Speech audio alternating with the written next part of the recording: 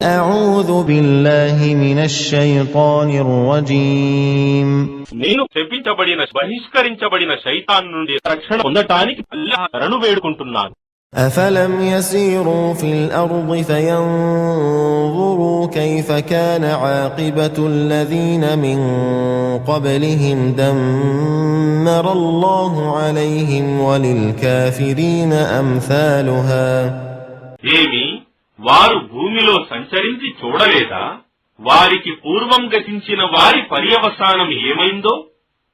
అల్లాహ్ వారిని నిర్మూలించాడు మరియు సత్య తిరస్కారులకు అలాంటి గతే పట్టబోతోంది.